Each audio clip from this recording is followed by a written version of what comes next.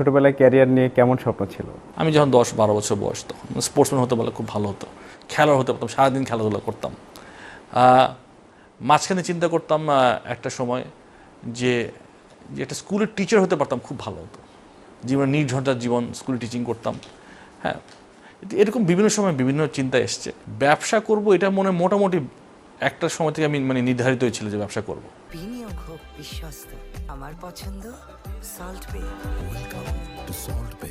ঠিক আছে, রাজনীতিতে আসার যেটা বললাম অনেকটাই কিন্তু সময়ের তাগিদে চলে আসা, ওই সময়ে যে আমার দায়বদ্ধতা থেকে চলে আসা।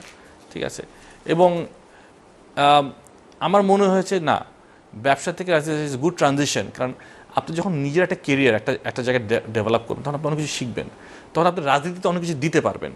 যেটা বললাম, আমি কিন্তু রাজনীতিতে কিন্তু আমি দিতে এসেছি, নিতে আসি নাই। কারণ রাজনীতি থেকে আমার এখন নেওয়ার আর কিছু নেই। রাজনীতি করার মূল কারণ হচ্ছে আমি কিছু দিতে পারি, কারণ এই দেশ যেটা বললাম আমাদেরকে সব কিছু দিয়েছে। সো এখন আমাদের কাজ হলো এই দেশকে দেওয়া। জনাব ইসরাফিল খসরু, আপনাকে অসংখ্য ধন্যবাদ।